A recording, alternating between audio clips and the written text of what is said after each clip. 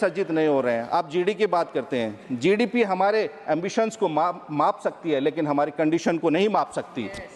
Middle class के सामने बहुत सारी चुनौतियां हैं। लोग आर्थिक तंगी के लिए छोटी छोटी ज़रूरतें पूरे करने के लिए कर्ज ले रहे हैं, उसे चुका नहीं पा रहे हैं। देश में 10,000 रुपये का कर्ज लोग चुका नहीं पा रहे हैं। और हमारी अर्थव्यवस्था के हालात पर मुझे यह शेर याद आ रहा है कि दीवारें खड़ी हुई हैं, लेकिन अंदर से मकान गिर रहा है। अगर इन्हें सच्चाई से अवगत कराओ तो ये बुरा मान जाते हैं। हम इन्हें कहते हैं कि आप बीमारी को ख़त्म करो, लेकिन ये बीमारी को ख़त्म करने की बजाय बीमार को ही ख़त्म करना शुरू कर देते हैं। इस पर इतना ही कहना चाहूँगा कि मुद्दतों पुरानी दीवार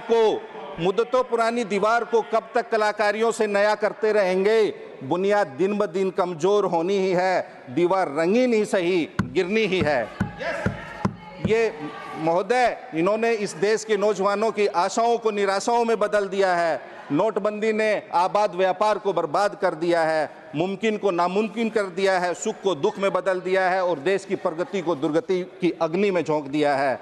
इन्होंने बेरोजगार और युवाओं पे इतना अत्याचार कर रहे हैं कि अग्निवीर की योजना लेके आए, ठीक है आप ले आए, लेकिन अब अग्निवीर का अगर कोई फॉर्म भरता है उसको 550 रुपये देना होता है और उसके ऊपर 18% GST देनी होती है। ये इन्होंने युवाओं के साथ किया है। जैसे कि इस बजट में बिहार के बारे में 4-5 चीज़ों का जिक्र हुआ, 4-5 बार बिहार का नाम आया। चूंकि चुनावी वर्ष है तो लोगों को लगा कि पता नहीं बिहार को क्या मिल गया। एयरपोर्ट्स की बात हुई, इन्होंने कहा कि बिहार में 2 नए ग्रीनफील्ड एयरपोर्ट्स बनाए जाएंगे। कहाँ बनाए जाएंगे उसका जिक्र नहीं है, कितनी राशि आवंटित हुई उसका जिक्र नहीं है। सुनने में आया बाद में कि एक सोनपुर में बनाया जाएगा, एक राजगीर में बनाया जाएगा। महोदय, उसकी भौगोलिक स्थिति बताते, बीच में पटना है, उसमें कहा कि 2 एयरपोर्ट, पहले एक पटना का एक्सपेंशन चल रहा है, कितने वर्षों से चल रहा है और हर बजट में उसका जिक्र होता है। इस बजट में भी जिक्र कर दिया कि पटना में एयरपोर्ट का एक्सपेंशन हो रहा है, बीटा में भी होना है, ब्राउन फील्ड बनाएंगे। 2 ग्रीनफील्ड एयरपोर्ट की बात हुई, सोनपुर और राजगीर। 2 एग्जिस्टिंग और 2 बनाने की बात हुई। महोदय, 65 माइल्स की दूरी में ये चारों एयरपोर्ट हैं।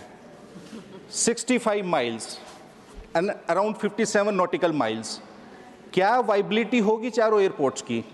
आप इधर सोनपुर में बनाएंगे, इधर राजगीर में बनाएंगे, बीच में पटना और बीटा का ऑलरेडी एग्जिस्टिंग है, तो उसका उद्देश्य क्या है?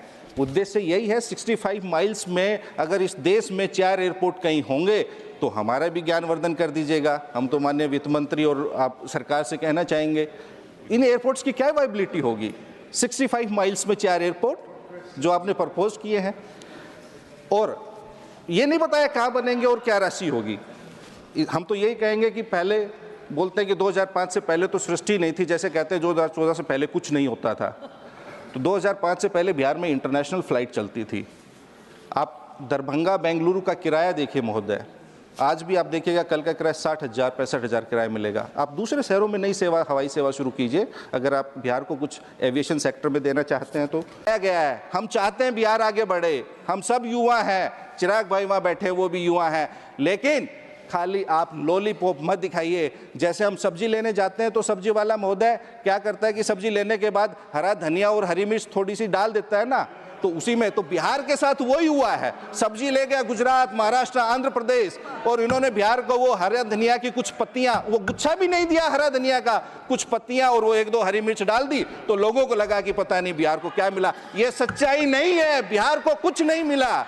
के द्वारा बिहार में किया गया प्रति व्यक्ति निवेश क्या है, और इसी सरकार का महाराष्ट्र, गुजरात और आंध्र प्रदेश में प्रति व्यक्ति निवेश क्या है, और आपने बिहार में प्रति व्यक्ति निवेश कितना किया है, और प्रति व्यक्ति निवेश की राष्ट्रीय औसत क्या है, ये सरकार बताए।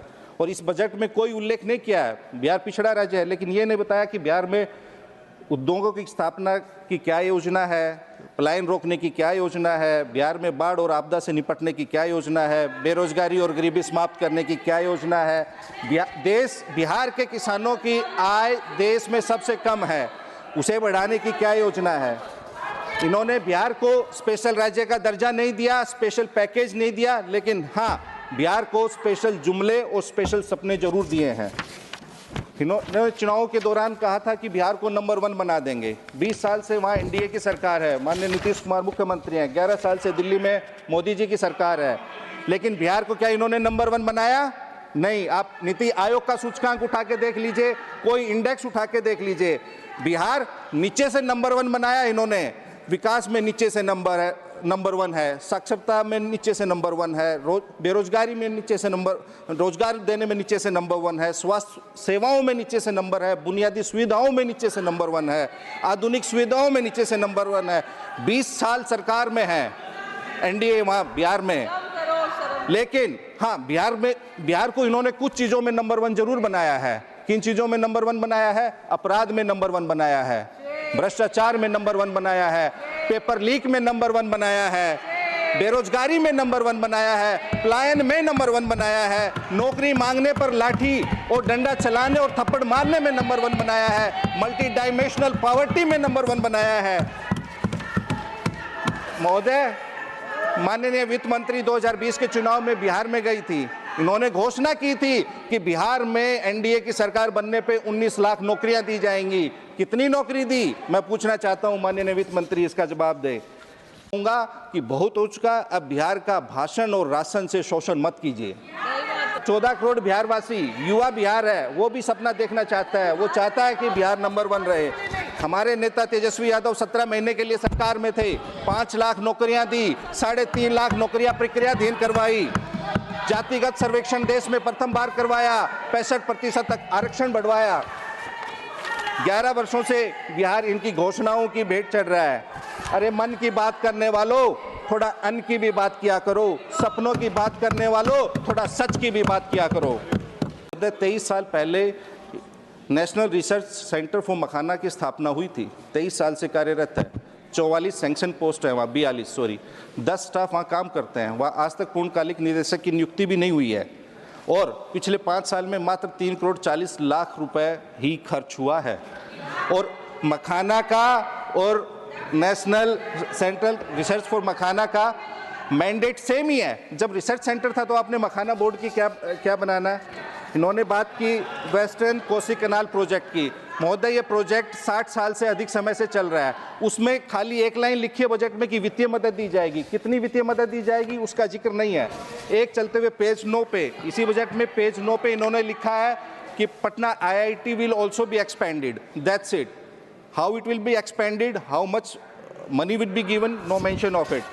आपने क्या मेक इन इंडिया किया है? इन्होंने मेक इन इंडिया किया है, महंगाई में मेक इन इंडिया हुआ है, बेरोजगारी में मेक इन इंडिया हुआ है, गरीबी मेक इन इंडिया हुई है, पलायन मेक इन इंडिया, नफरत और घृणा का मेक इन इंडिया किया है इन्होंने। महोदय, जब अगर आप आगे बढ़ना चाहते हैं, देश को आगे बढ़ाना चाहते हैं, अर्थव्यवस्था को आगे बढ़ाना चाहते हैं, तो जब मुल्क में शांति, सौहार्द, प्रेम और भाईचारा होगा, समावेशी नीतियों और संवैधानिक मूल्यों के अनुरूप निर्णय लिए जाएंगे, तभी हमारी अर्थव्यवस्था आगे बढ़ेगी। अन्यथा सामाजिक सद्भाव रहेगा तो ही देश आगे बढ़ेगा, नहीं तो चंद लोगों को छोड़ के कोई आगे नहीं बढ़ेगा। महोदय, हालात खराब होने से कौमें तबाह नहीं होती, हालात खराब होने से कौमें तबाह नहीं होती, दिमाग खराब होने से कौमें तबाह होती है। और दिमाग कौन खराब कर रहा है? इन लोगों की, हम बेरोजगारी की बात कर दें, इन लोगों की, सरकार में बैठे लोगों की धार्मिक भावनाएं तुरंत महोदय 1 मिनट लूंगा, मेरी पार्टी का समय है। इन लोगों की धार्मिक भावनाएं तुरंत आहत हो जाती है, लेकिन देश में, समाज में व्याप्त असमानता और बेरोजगारी को लेके इनकी कभी भी भावना आहत नहीं होती। खाली इनके पास धार्मिक की भावना है, मानवीय भावना नहीं है इन लोगों के पास। और मैं तो वित्त मंत्री से इतना कहना चाहूंगा कि देश में आज इतना गुस्सा, घृणा, नफरत, अहंकार है कि कुछ नेता भी फैला रहे हैं, कुछ गोदी मीडिया के चैनल भी फैला रहे हैं, आप कुछ व्यक्ति भी और कुछ इंस्टीट्यूशंस भी। तो आप, अगर आपको जीएसटी लगानी है तो आप नफरत, घृणा पे 100% जीएसटी लगाइए, ताकि हमारे देश में सामाजिक सौहार्द और सद्भाव बना रहे।